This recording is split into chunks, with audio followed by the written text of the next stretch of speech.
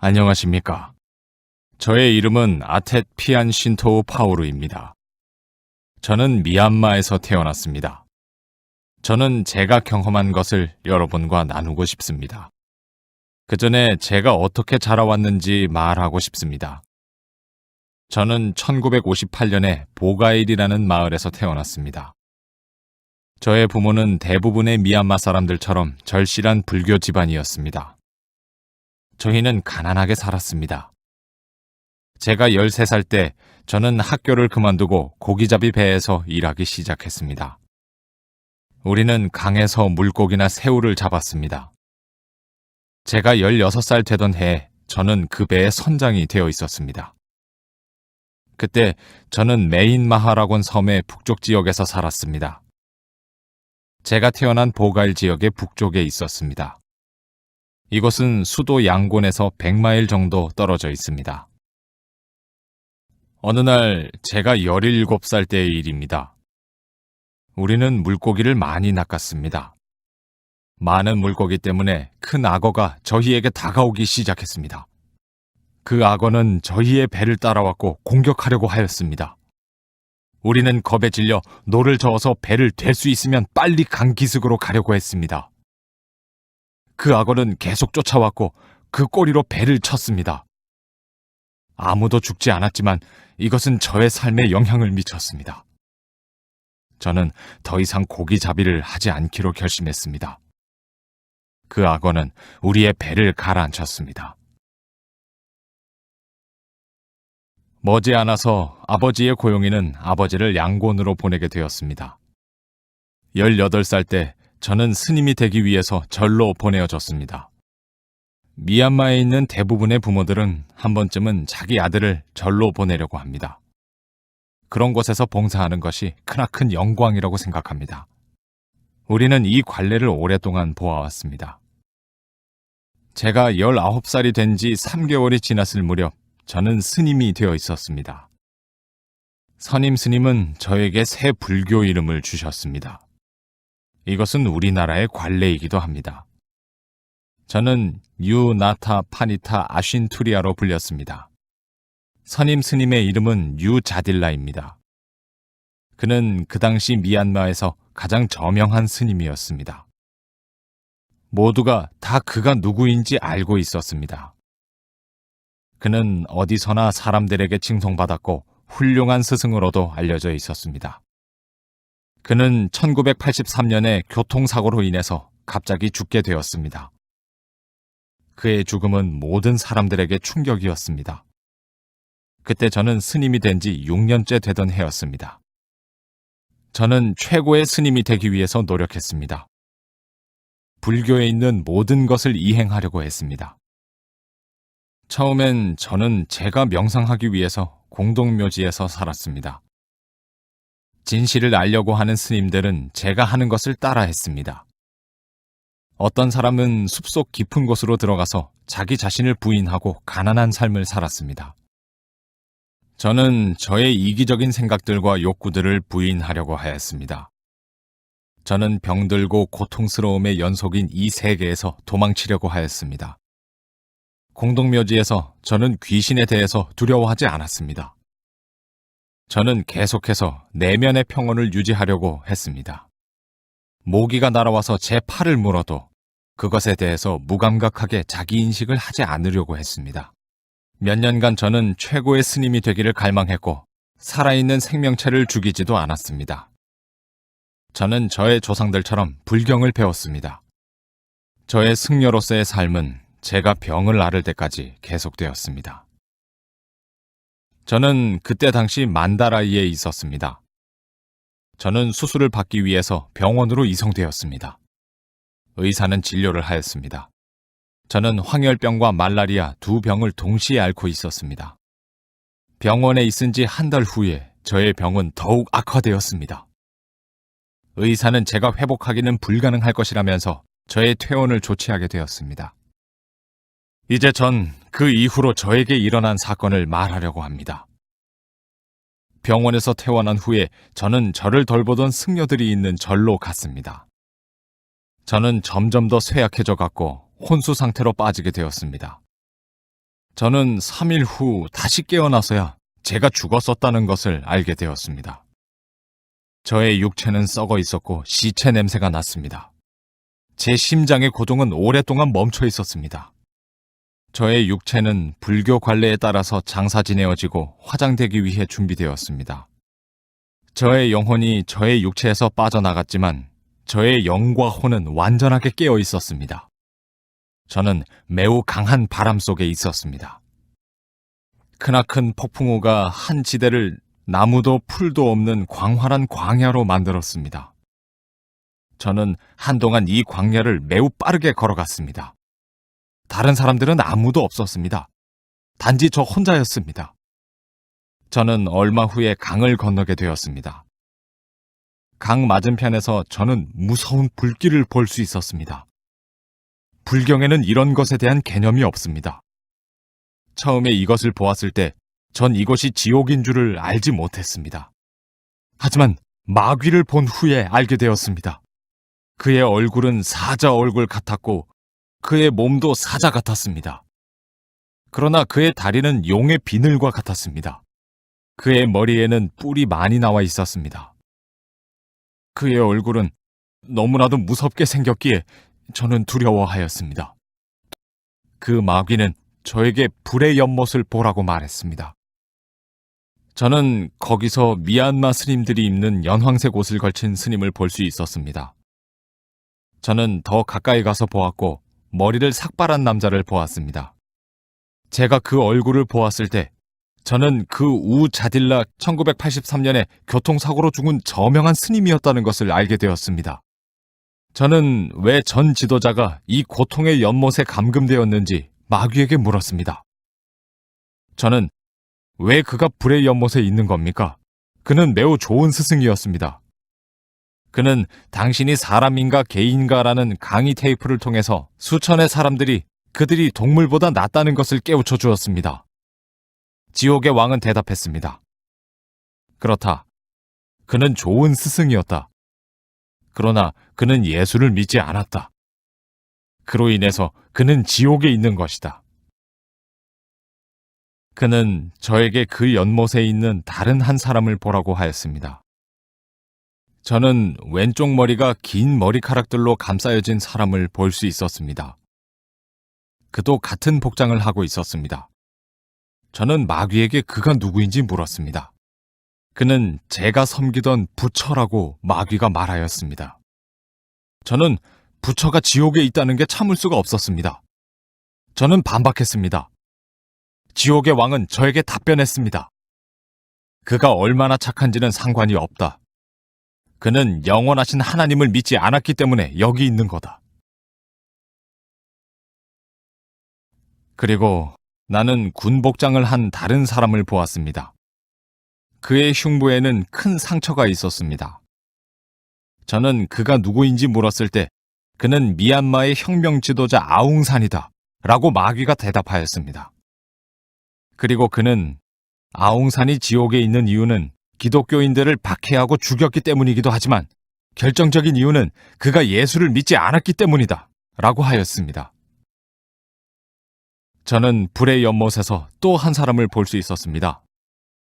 그는 키가 컸으며 군 갑옷으로 무장을 하고 있었습니다. 그는 칼과 방패를 들고 있었습니다. 그는 이마에 상처가 나 있었습니다. 그는 제가 본 사람들 중에서 가장 커 보였습니다. 그가 팔을 쭉 뻗었을 때 그 팔 길이는 보통 사람의 손가락에서 팔꿈치 사이의 길이의 6배에 달했습니다. 마귀는 이 남자의 이름은 골리앗이다. 그가 여기 있는 이유는 그가 전지전능하신 하나님과 그의 종 다윗을 모독했기 때문이다 라고 하였습니다. 저는 골리앗과 다윗을 몰랐기 때문에 혼돈스러웠습니다. 마귀는 골리앗은 성경에 기록되어 있다. 너는 지금 그가 누구인지 모르지만 크리스찬이 된 후에 날 것이다 라고 답했습니다. 또 다른 마귀가 저에게 왔습니다. 저는 불못을 뜨겁게 달구기 위해서 불을 지피는 자를 보았습니다. 그는 당신도 불못에 들어갈 자인가? 라고 물었습니다. 저는 아니다. 나는 여기를 보러 온 사람이다. 라고 말했습니다. 이 불못에 불을 지피는 자는 무서운 형상을 하고 있었습니다. 그는 10개의 뿔을 가지고 있었고 그의 손에는 7개의 날을 가진 창을 들고 있었습니다. 그는 저에게 네 말이 맞다. 너는 여기를 보러 온 것이 맞다. 네 이름은 이 목록에 없다. 라고 말했습니다. 그는 저에게 제가 온 길로 다시 돌아가야 한다고 하였습니다. 그는 제가 불못에 오기 위해 왔던 황량한 벌판이 있는 곳을 가리켰습니다. 저는 피가 흐르도록 오랜 시간 걸었습니다. 저의 몸은 뜨거웠고 크게 앓고 있었습니다. 3시간 정도 걸은 후에야 저는 넓은 길로 들어서게 되었습니다. 저는 한 이정표가 나타날 때까지 걸었습니다. 한 길은 왼쪽으로 나 있었고 넓은 길이었습니다. 다른 길은 오른쪽으로 나 있었고 좁은 길이었습니다. 분기점엔 편말이 있었습니다.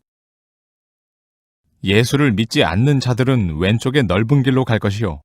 예수를 믿는 자들은 오른쪽 길로 갈 것이다. 라고 적혀 있었습니다.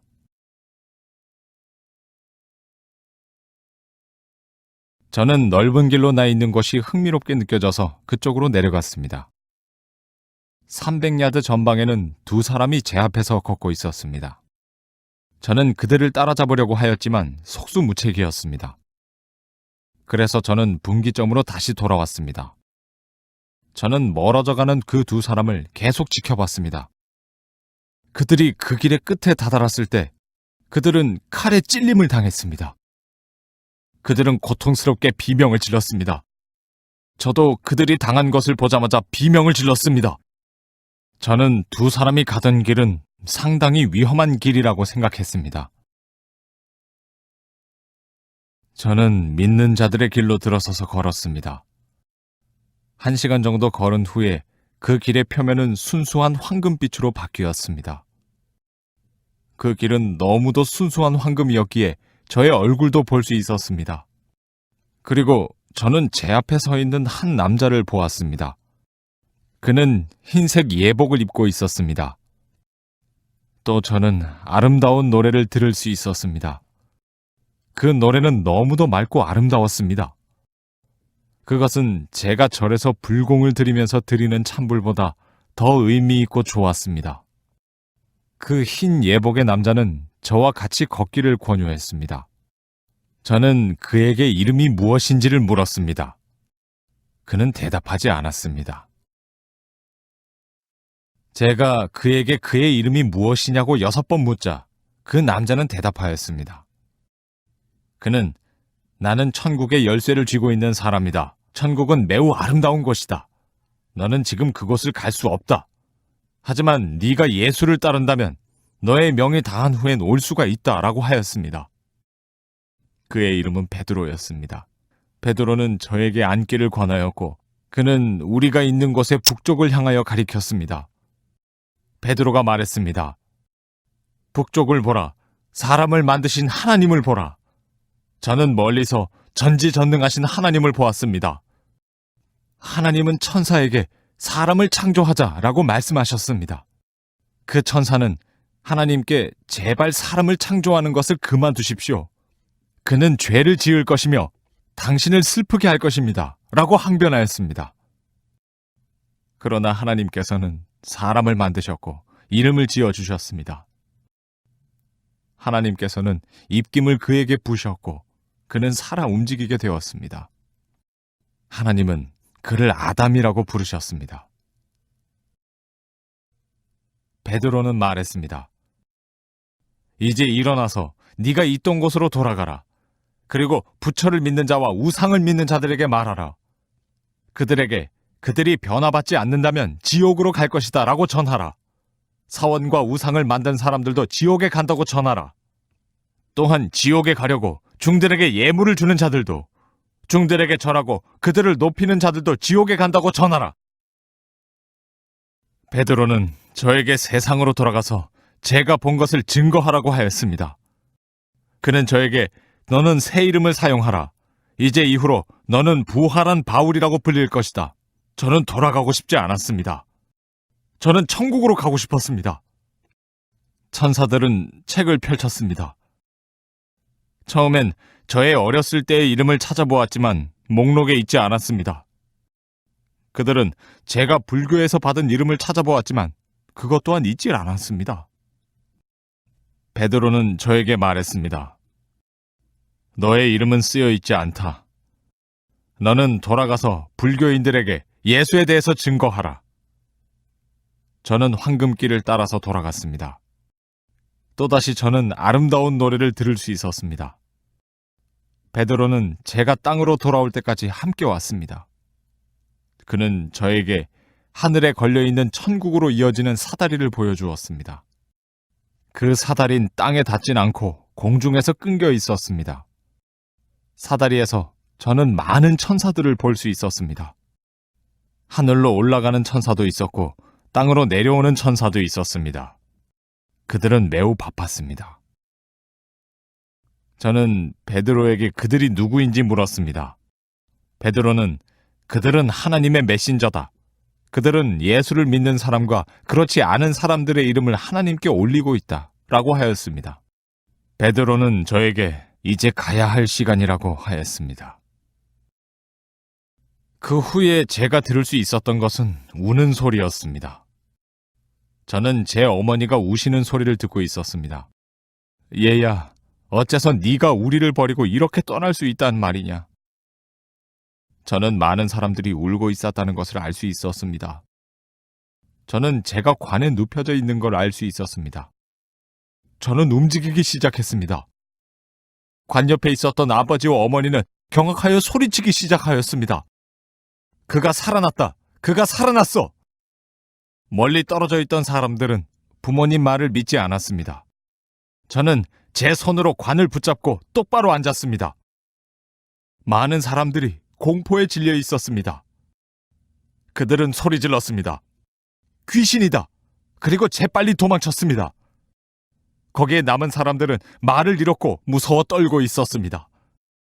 저는 이상한 냄새나는 액체에 제가 앉아 있었다는 것을 알 수 있었습니다. 그 액체는 제가 관에 있을 때 저의 위와 몸속에서 흘러나온 것이었습니다. 이것 때문에 사람들은 제가 진짜로 죽은 것으로 알고 있었습니다. 관 안에는 나무에 부착된 플라스틱 판이 있었습니다. 그것은 저처럼 시체에서 농이 흘러나오는 것을 받아두기 위해서 있었던 것이었습니다. 저는 나중에 불길에 태워지기 일보 직전이었다는 것을 알게 되었습니다. 미얀마에서는 죽은 자를 관에 두고 밀폐시킨 다음 태웁니다. 제가 다시 돌아왔을 때 저의 부모님은 화장되기 직전에 다시 한번 저의 육신을 보려고 관 옆으로 가까이 왔습니다. 하마터면 저는 관과 함께 태워질 뻔했습니다. 저는 즉시 제가 보고 들은 것들을 이야기하였습니다. 사람들은 놀랐습니다. 저는 불못에 있던 사람들에 대해서 이야기하였습니다. 저는 기독교인들만이 진리를 알고 있으며 저의 조상들은 수천 년 동안 속아왔다고 말했습니다. 저는 우리가 믿었던 모든 것이 거짓이라고 말했습니다. 사람들이 놀랐습니다. 그들은 제가 어떤 중이었는지 그리고 제가 부처의 가르침에 대해서 얼마나 열심히 특심이었는지를 알고 있었기 때문입니다. 미얀마에서는 사람이 죽으면 이름과 나이를 관 옆에 새겨놓습니다. 스님이 죽으면 그의 이름과 나이 그리고 그가 스님으로서 살아온 기간을 새겨놓습니다. 저는 이미 죽었다고 기록되어 있지만 저는 지금 살아있습니다.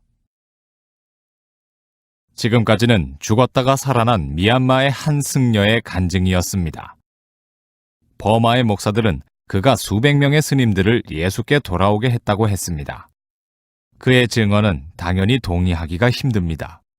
그것 때문에 그의 메시지는 천국으로 가는 길은 한 길인 예수를 통해서만 간다는 것을 받아들이지 못하는 사람들에게는 듣기 거북한 것입니다.